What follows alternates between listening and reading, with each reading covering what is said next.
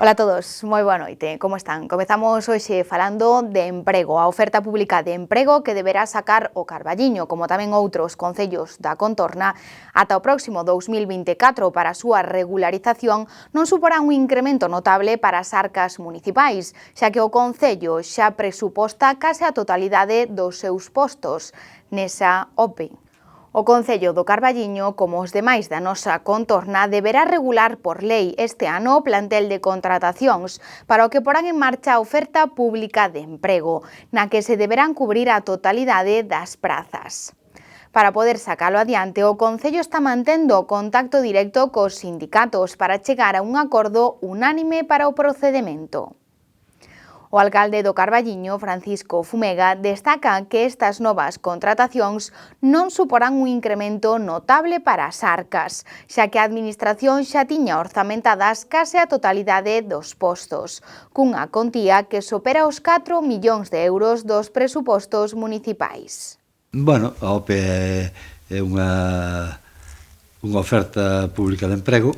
na que se recollen a totalidade das plazas que neste Concello teñen un carácter estrutural.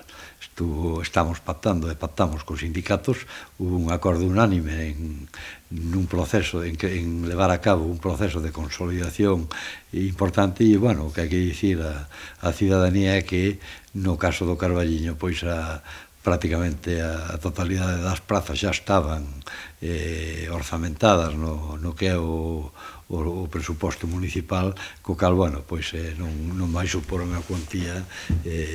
importante para o que ten hoxe e o que importa o capítulo 1, que é un capítulo moi importante dentro do orzamento.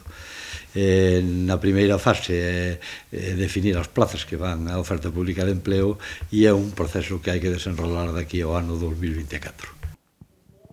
O principal cambio que suporía esta oferta pública sería na estabilidade laboral dos traballadores municipais, xa que con esta regulación agora obrigatoria pasarían a ser persoal fixo. No aspecto económico, como acabamos de comentar, xa está contemplada a inversión feita ata o de agora.